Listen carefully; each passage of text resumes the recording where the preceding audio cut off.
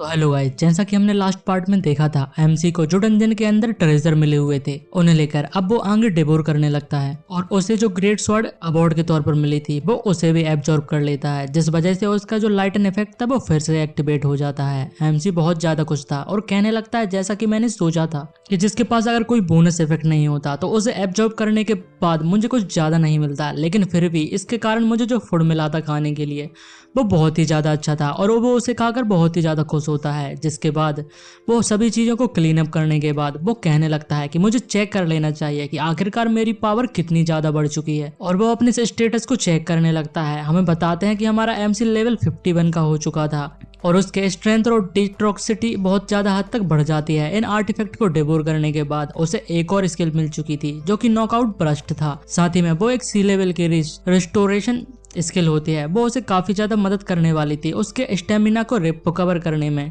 जिस वजह से हम देखते हैं उसकी पावर बहुत ही ज्यादा बढ़ चुकी थी। तो वो बहुत ही ज्यादा खुश होता है। वो बताता है कि यहाँ पर ग्रेट स्वॉर्ड को चेंज करने के कारण ही उसकी पावर बहुत ही ज्यादा बढ़ चुकी है। वो इतनी ज्यादा बढ़ चुकी थी कि पहले जिसकी उतनी आधी पावर थी वो उससे डबल हो चुकी थी। वो कहने लगता है कि मुझे एक और नया टाइटल और स्किल भी मिल चुका है, ये काफी ज्यादा अच्छा ट्रेजर ट्रोप की तरह होने वाला है। साथ ही में वो बताता है कि अगर वो अपने लक बूस्ट को इस्तेमाल करे तो वो इस पावर को और भी ज्यादा हद तक बढ़ा सकता है। हमें बताते हैं उसका जो लक था वो 200 के पार जा चुका था, जिस वजह से किसी को भी यहाँ पर अटैक करने के जो क्रिटिकल रेट की जो चांस होते हैं वो 120% से 600% तक हो जाते हैं, जो कि काफी ज्यादा जंप था। इस वजह से मैक्स क्री हिट 600% पहुंचने के बाद एमसी बहुत ही ज्यादा खुश होता है और कहता है वो बहुत ही ज्यादा लकी है और अब आगे फाइट करने में उसे इस वजह से बहुत ही ज्यादा मदद मिलने वाली है। वो कहने लगता है कि मुझे यहाँ पर सबसे पहले वो बताता है कि उसे पिछली लाइफ में इस लेवल पर पहुंचने के लिए उसे पूरी जिंदगी लग चुकी थी, लेकिन उसने अब सिर्फ 15 ही दिनों में लेवल 50 को यहाँ पर पार कर लिया है, जिस वजह से वो काफी ज्यादा खुश था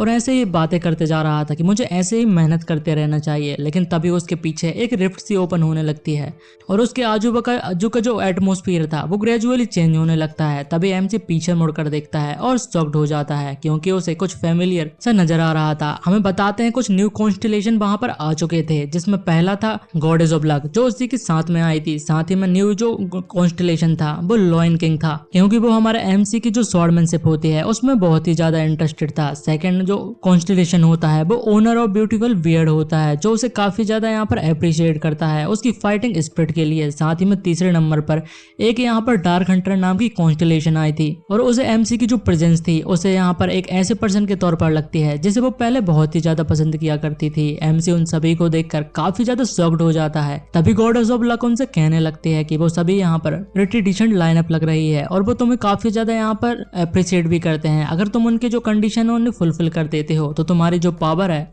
वो काफी ज्यादा स्काईरॉकेट हो जाएगी। लेकिन एमसी कहता है कि अब मुझे क्या करना चाहिए, जिसके बाद हम देखते हैं सभी कॉन्स्टिलेशन उसके सामने खड़े हुए थे। एमसी उन्हें देखकर शॉक्ड था अभी भी और सोचने लगा था कि उसने नहीं सोचा था कि जो कॉन्स्टिलेशन है वो दोबारा से इतनी ज्यादा जल्दी यहाँ पर मेरे सामने आ जाएंगे। बेल आखिरकार मैं अगर गेस करूँ तो जो मेरी पार्शियल पावर है वो बहुत ही ज्यादा फास्ट तरीके से बढ़ती जा रही है, जो कि यहाँ पर जो स्पीड है वो बिल्कुल एक तरह से रिडिकुलस है।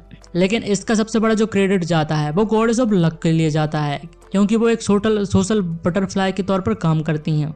जिसके बाद वो उन्हें कंफर्म करने लगता है कि आखिरकार कौन है इस बार जो कॉन्स्टिलेशन यहाँ पर अपीयर हुए हैं। वो अपनी पर्सपेक्टिव से देखने लगता है। पहला नंबर पर लॉयन किंग और जो ओनर ऑफ ब्यूटीफुल बियर्ड जो होता है, उन दोनों को सभी लोग जानते हैं कि वो लोग काफी ज्यादा अपनी दुनिया के हीरोज थे जो कॉन्स्टिलेशन बन चुके थे और ऐसा लगता है कि उन लोगों ने जो मेरा पोटेंशियल है उसे देख लिया है और वो चाहते हैं कि मैं उनके लिए काम करूं। लेकिन स्टिल उन दोनों को देखकर मुझे काफी ज्यादा अनकंफर्टेबल मौजूद हो जाता है। इसके बाद हम देखते हैं जिस तरीके से एमसी उन दोनों कॉन्स्टिलेशन को देख रहा था उसके कारण सिस्टम बताता है कि जो दोनों ही कॉन्स्टिलेशन होते हैं वो उसके ऊपर गुस्सा करने लगते हैं। एमसी यहाँ पर कुछ भी नहीं कर पाता और कहता है कि मुझे माफ कर देना और हंसने लगता है और एमसी मन में सोचने लगता है इसलिए मैं हीरोज कॉन्स्टिलेशन जो होते हैं उन्हें हेट करता हूँ। मैं क्लियरली कि आखिरकार उनके साथ मुझे यहाँ पर कॉन्टेक्ट साइन बनाना मेरे लिए कितना ज्यादा नुकसानदायक हो सकता है। लेकिन सबसे बाद में वो डार्क हंटर के बारे में सोचने लगता है, क्योंकि वो उन तीनों में से सबसे ज्यादा डेंजरस थी। वो बताता है कि ये सबसे ज्यादा लास्ट पर्सन है वो उसके साथ यहाँ पर टकराना चाहता है, क्योंकि वो एक बाउंटी हंटर के तौर पर काम कर सकती है जो डायमेंशन कॉर्प में होते हैं। वो रियल टाइम अपडेट्स को कैप्चर करने के बाद जो प्लेयर्स होते हैं उन्हें यहाँ पर हंट करती है, और उसकी जो पावर है वो बहुत ही ज्यादा सिस्टम से परे हो जाती है। वो सिस्टम में एरर और रूल्स को वॉयलेशन करने के बाद जो यहाँ पर प्लेयर्स होते हैं उन्हें काफी ज्यादा टॉर्चर कर मारने लगते हैं। मेरे पास्ट में ऐसे बहुत सारे केसेस थे जहाँ पर उसने ब्रूटली तरीके से बहुत सारे प्लेयर्स को मार दिया था,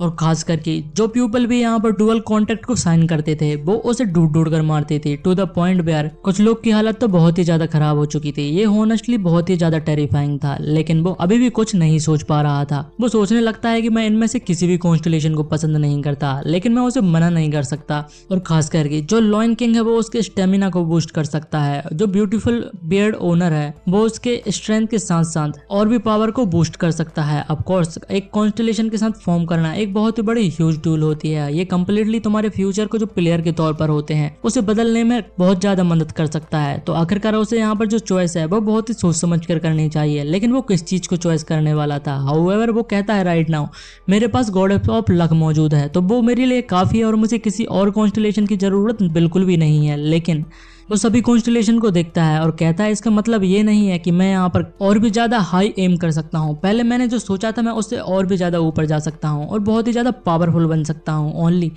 जो प्लेयर होते हैं जो हिस्ट्री में अपने नेम को यहाँ पर छोड़ चुके हैं, जिनके साथ लोगों का कॉन्टेक्ट है, मैं भी उन प्लेयर के साथ में आ सकता हूँ जिन्हें हम यहाँ पर मिथिकल बीइंग्स के नाम से भी जानते हैं। और मुझे लगता है कि ये कोई गैम्बलिंग के समान बिल्कुल भी नहीं होना चाहिए, लेकिन राइट नाउ मेरे पास कोई चॉइस भी नहीं है। हम देखते हैं वो सभी कॉन्स्टेलेशन से कह देता है कि मुझे माफ कर देना, लेकिन मैं आप लोगों में से किसी को भी चूज नहीं करने वाला।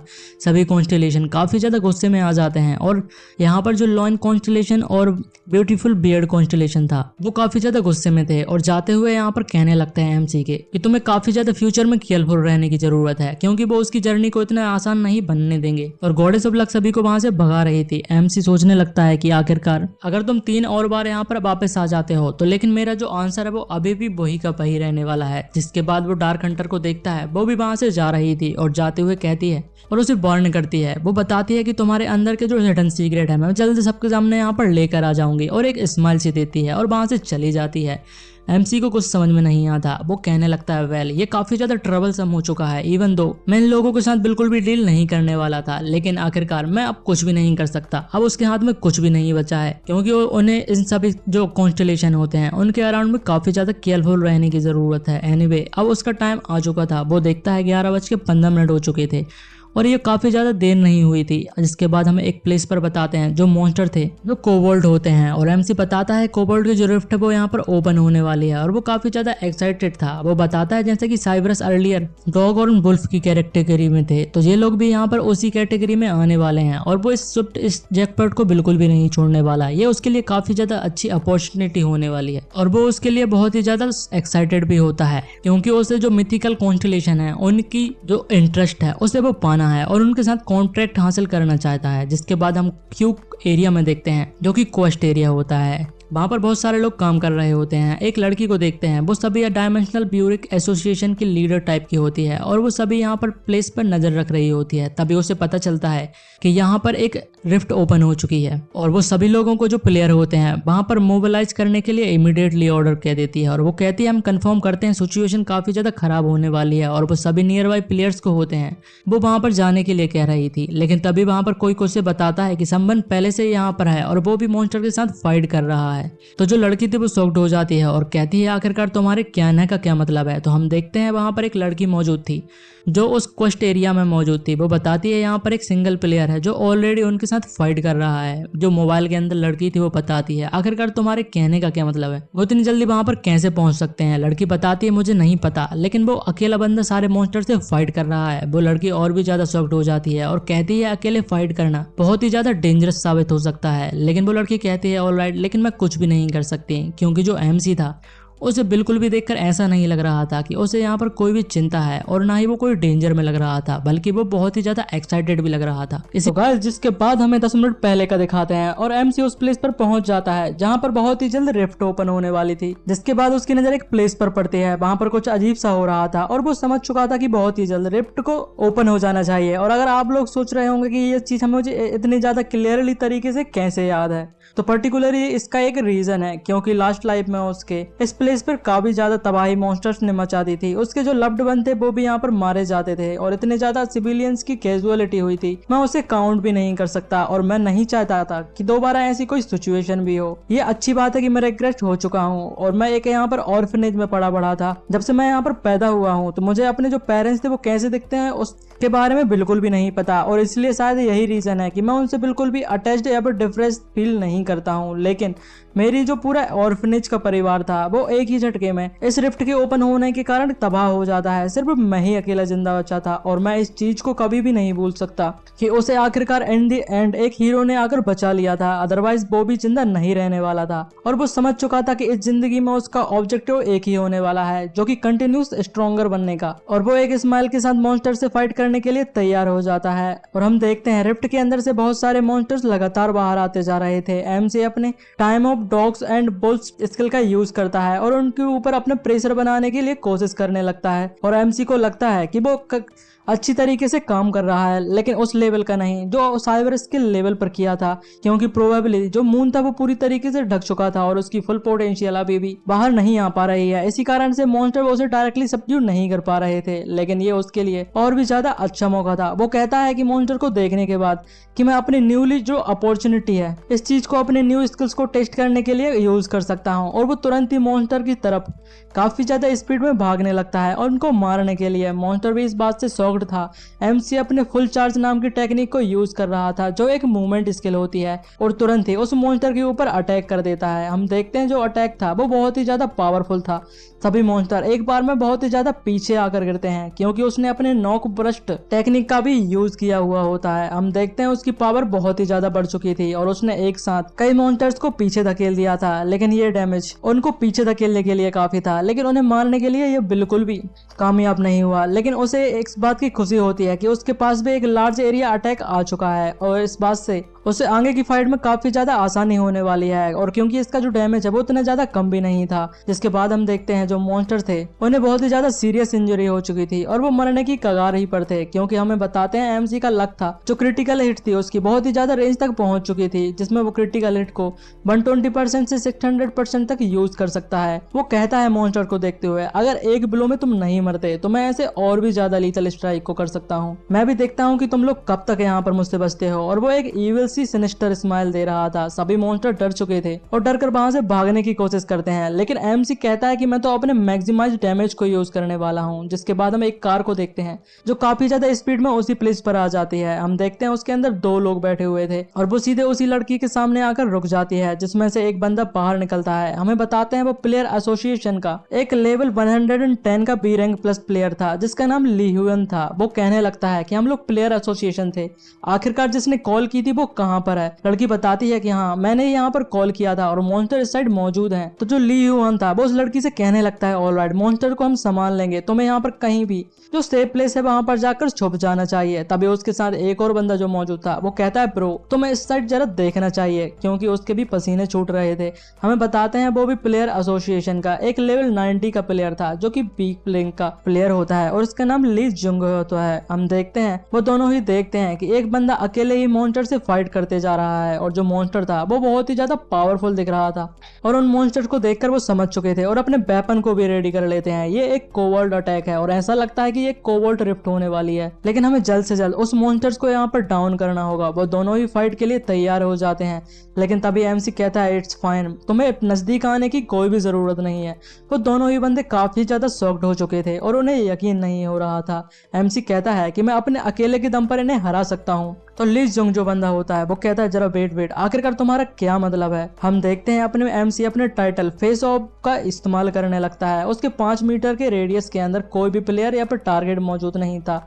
इस वजह से उसकी पावर जो थी वो 20% तक बढ़ जाती है और वो कहने लगता है कि मैं भी अपनी पावर को टेस्ट करना चाहता हूँ और अपने वो एक और स्किल को एक्टिवेट कर लेता है। उसकी पावर बहुत ज्यादा बढ़ चुकी थी, लेकिन तभी मॉन्स्टर उसके ऊपर अटैक कर देता है और वो भी काफी ज्यादा क्रेजली तरीके से मॉन्स्टर के ऊपर अटैक करने के लिए आगे बढ़ जाता है और कहता है हम देखते हैं हम दोनों की फुल पावर जब आपस में टकराती है तो क्या होने वाला है। हम देखते हैं एक ही एमसी का अटैक इतना ज्यादा पावरफुल होता है कि मॉन्स्टर तो बिल्कुल एक क्रिकेट की बॉल के जैसे काफी ज्यादा दूर उड़कर चली जाती है। मॉन्स्टर सीधे गेट से जाकर टकरा जाता है और उसे काफी ज्यादा डैमेज पहुंचता है और तुरंत ही आकर जमीन पर गिर जाता है। हम देखते हैं मॉन्स्टर का खात्मा हो चुका था। वो दोनों ही बंदे जो प्लेयर एसोसिएशन से आए थे वो इस चीज को देखकर कंप्लीटली शॉक्ड हो चुके थे। उनके मुंह से एक भी शब्द नहीं मिल रहा था। तभी उनमें से एक बंदा कहता है हे क्या तुम सिंह सैंग्यून हो? क्या मैंने यहाँ पर सही कहा? एमसी उन्हें पीछे मुड़कर देखता है और कहता है यस यस तुमने सही कहा। क्या तुम लोग एसोसिएशन से मौजूद हो और पिछली बार के लिए मुझे यहाँ पर माफ कर देना, मतलब कि जब उसने अकेले फाइट करने के लिए कहा था। तो वो बंदे कह लेते नहीं नहीं थैंक्स टू यू, यहाँ पर काफी ज्यादा कम कैजुअलिटीज हुई हैं और जो रिफ्ट थी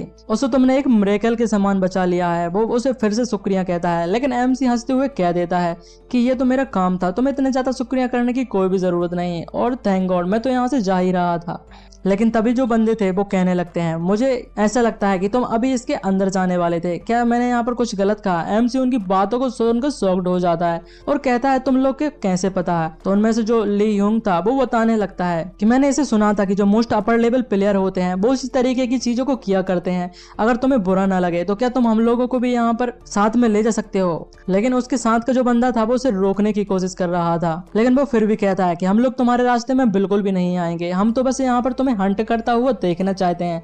एमसी भी यहाँ पर स्पीचलेस हो जाता है और कुछ भी नहीं कह पाता, जिसके बाद वो एक हंसी के साथ उन लोगों को कहता है कि तुम लोग जो कुछ करना चाहते हो वो कर सकते हो और वो उन राजी हो जाता है उन दोनों को डंजन के अंदर ले जाने के लिए। और वही मन में एमसी सोच रहा था ये न्यूबीज काफी ज्यादा एडोरेबल है, लेकिन मैं यहाँ पर एक ओल्ड मैन की तरह क्यों सोच रहा हूँ। जिसके बाद हमें सीधे डंजन के अंदर दिखाया जाता है। जो एमसी होता है और उसके साथ जो एसोसिएशन के प्लेयर होते हैं वो सीधे ही मॉन्स्टर को मारते हुए उस लेबरनेथ के अंदर घुसते जा रहे थे जो एक डंजन था और वो लोग उस रिफ्ट के मिड लेवल एरिया में पहुंच जाते हैं। एमसी बहुत ही ज्यादा स्पीड के साथ अपने रास्ते में आने वाले हर एक मॉन्स्टर्स को खत्म करते जा रहा था। वो दोनों ही बंदे उसके पीछे भागते भागते थक जाते हैं और कहते हैं ये तो काफी ज्यादा तेज है। और लीजुंग कहता है कि वो सच में एक लो लेवल का प्लेयर है, लेकिन उसका साथ ही बोलता है कि तुम लेवल के बारे में भूल जाओ, तो हमें बस उसका पीछा करना है। और क्या तुमने रिफ्ट के बाजू मतलब आउटसाइड जो फाइट हुई थी उसे बिल्कुल भी नहीं देखा था? ऐसा लगता है कि उसके पास स्पेशल कुछ ना कुछ तो मौजूद है जो उसके पेटल सेंस पावर है और या फिर समथिंग एल्स, हम जो कुछ भी कहें वो हमसे कहीं ज्यादा अलग है और हमें उसकी जो फाइट है उससे कुछ सीखना चाहिए और उसे अच्छे से देखना चाहिए। यही हमारे पास मौका है अपने आप को और भी ज्यादा इम्प्रूव करने के बाद। लेकिन तभी लीजुंग कहता है लेकिन स्टिल वो इतने ज्यादा लो लेवल प्लेयर होने के बाद भी हमसे ज्यादा स्टेमिना कहाँ से लेकर आ सकता है, वो भी इतनी ज्यादा लंबे समय से फाइट करने के बाद भी। लेकिन यहाँ पर जो बंदा है वो भी कुछ नहीं कह पाता। वो सोचने लगता है कि मैं भी यहाँ पर अपनी पावर और स्टेमिना में बाकी सभी प्लेयर के मुताबिक काफी ज्यादा कॉन्फिडेंट हुआ करता था, लेकिन जो फाइट थी वो इतनी ज्यादा इजी नहीं थी। जिसके बाद हम 30 मिनट पहले उसे यहाँ पर एंट्रेंस पर देखते हैं जहाँ पर वो दोनों ही बंदे अंदर जाते ही काफी ज्यादा शॉक्ड हो जाते हैं क्योंकि उनका सामना अंदर घुसते ही बहुत सारे मॉन्स्टर से हो जाता है जो 2 लेवल में डिवाइड थे, एक पहले फ्लोर पर और बाकी सभी बहुत ज्यादा जो लॉन्ग रेंज वाले अटैक वाले मॉन्स्टर जो होते हैं जो अपने साथ बो को लिए थे वो सेकंड फ्लोर पर मौजूद थे।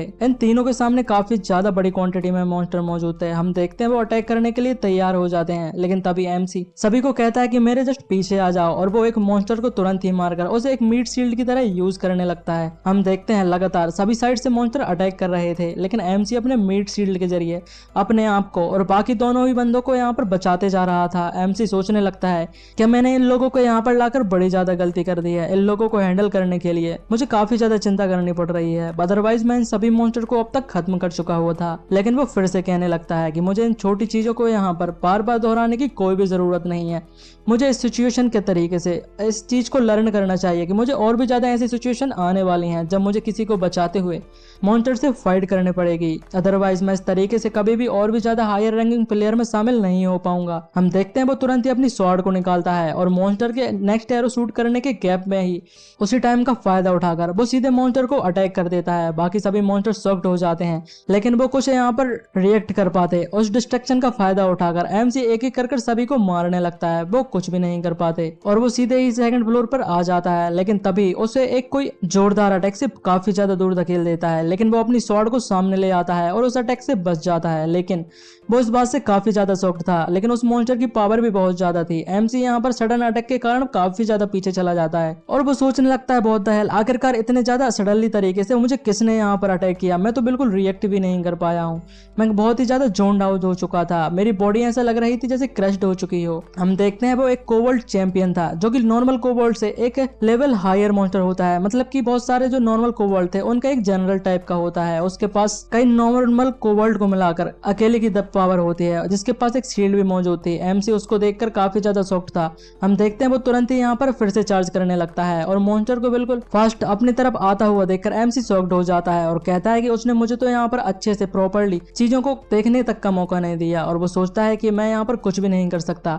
वो अपनी एक न्यू स्किल नॉकबैक बस्ट का यूज करता है और उस मॉन्स्टर को जो शील्ड है उसे पूरी तरीके से तोड़ने के बारे में सोचने लगता है। वो अटैक में अपनी पूरी पावर के साथ उसे हेड ऑन फाइट करने के लिए आगे बढ़ने लगता है। लेकिन हम देखते हैं उसकी स्वॉर्ड की जो पावर थी वो इतनी ज्यादा होती है जो कि शील्ड को चीरते हुए हम देखते हैं उस मॉन्स्टर का जो ऊपर का बॉडी पार्ट होता है उसे पूरी तरीके से डिस्ट्रॉय कर देता है। और इस बात को देखकर तो एमसी भी शॉक्ड हो जाता है। व्हाट द हेल, आखिरकार ये किस तरीके का डैमेज है, मैंने कभी भी नहीं सोचा था कि मैं इस तरीके के अटैक को यूज कर पाऊंगा। वो तो बस यही सोच रहा था कि वो किसी न किसी तरीके से मॉन्स्टर की शील्ड को ब्रेक कर दे, जिस वजह से उसे मॉन्स्टर को हराने में कामयाबी मिलेगी। लेकिन उसने कभी भी नहीं सोचा था वो कोबोल्ट चैंपियन को वन शॉट कर पाएगा, क्योंकि उसका जो डिफेंस होता है वो काफी ज्यादा हाई होता है और साथ ही में वो एक शील्ड को भी लिए था। वो सोचता है कि उसने इतने ज्यादा स्टेट पॉइंट्स का काफी ज्यादा अच्छा नतीजा मिला है और क्योंकि उसकी जो ग्रेट स्वॉर्ड की फाइटिंग स्पिरिट की पावर थी वो बहुत ही ज्यादा रॉ थी। इस वजह से हम देखते हैं अपने जो लीडर को मरा हुआ देखकर बाकी सभी जो मॉन्स्टर थे